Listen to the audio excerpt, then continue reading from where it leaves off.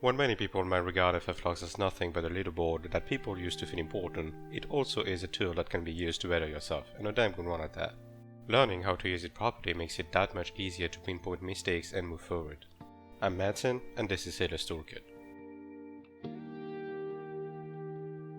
First, since I know the question will be asked, let me preface this by saying that if you're a PS4 player, your only option is really to rely on your teammates to upload logs in order to be able to analyze them. If you're in a park, chances are someone will be passing anyway, so asking nicely if someone can upload is also an option. As a healer, it can be tricky to understand what you should be looking at, given the fact that sometimes more is less.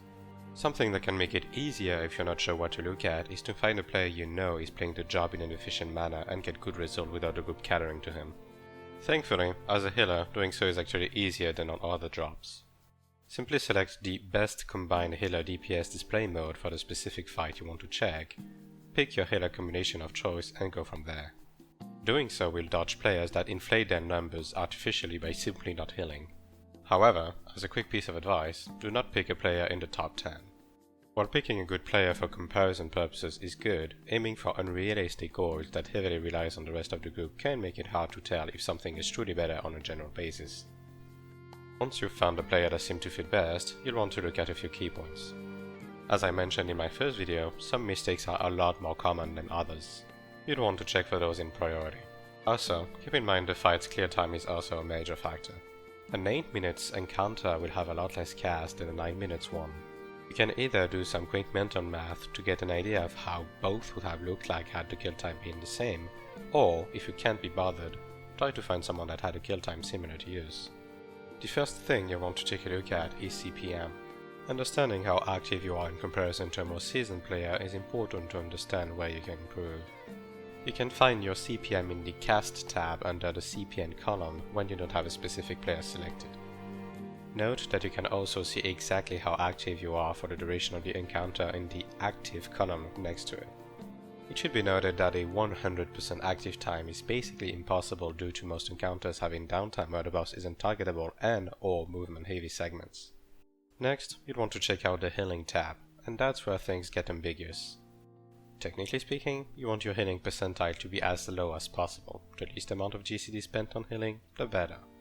But, especially in a situation where your co-healer is always the same, you'll want to check out other stuff.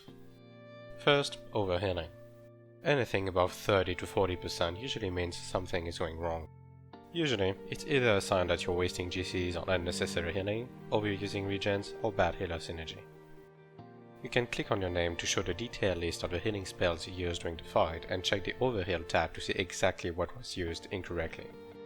I won't go into specifics in this video, but some common reasons for overhealing are abusive use of regen/medikit 2 and wrong timing of Asylum on White Mage, wrong use of Indomitability, Whispering Down and Fairy Tether on Scholar, and wrong start timing/abusive use of Aspected Helios on Astrologian. If you feel confident about your cooldown timings, however, it may have to do with bad healer synergy. Too often are Scholars using Indomitability right before an Astrologian stars blows up, for example. Again, there are easy ways to check that. Simply click on the skill and a graph displaying when a cooldown was used and how long its effects last for will appear. If you see something overlap when it shouldn't, then there's your problem. Again, analyzing logs alongside a video recording of the fight can make it easier to pinpoint issues like this. Next, you'll want to compare your .uptime. Simply head over to the Damage Done tab and click on your name. You'll find your .uptime in the column on the very right. Once again, as I mentioned in my first video, .uptime makes for nearly 30% of your DPS, so if you want to focus on one problem at a time, this is a pretty good one to tackle first. Another very common mistake is the misusage of OGCDs. You can find that, along with all of your cast really, by heading over to the Cast tab and clicking on your name. OGCDs are extremely overlooked despite being the most precious tool a healer has. If you notice you're underusing certain OGCDs in comparison to the season's player logs, then simply fixing that can and will make your life much easier. Most OGCDs should be used on cooldown, however, some of them find better utility if you synchronize them along with fight-specific or job-specific events. With everything else figured out, all you have left to do is take into account the amount of time you spend idle, the amount of GCDs you could save by utilizing your OGCDs better, and the amount of healing you could be skipping on, and translate all of that into main DPS spellcast. Not everything has to be perfect immediately, but fixing issues one by one on top of slowly increasing the amount of DPS spell you cast will make a huge difference extremely fast. Most healers I've helped in the past jump from low 20s to high 80s over the course of a few days just by understanding what they could do different. Healers have it really easy when it comes to DPS percentile, and aiming for high purples really isn't all that difficult as long as you use your kit somewhat properly. Before wrapping up, let's talk about some more obscure/advanced aspect of FFlogs real fast. If you want to get into split kills, the buff tabs will be your best friend. To maximize group DPS, a big thing is to synchronize other people's right buff with your own. You can check out how well your buffs line up by going on the very right of the column and clicking on the small plus sign next to the buff you want to compare the timing of. It will open the usage graph for all of them on top of each other at the top of the page. Another cool function that can be used if you're not able to record gameplay or to check out the position of someone during a specific moment of the fight is the replay function.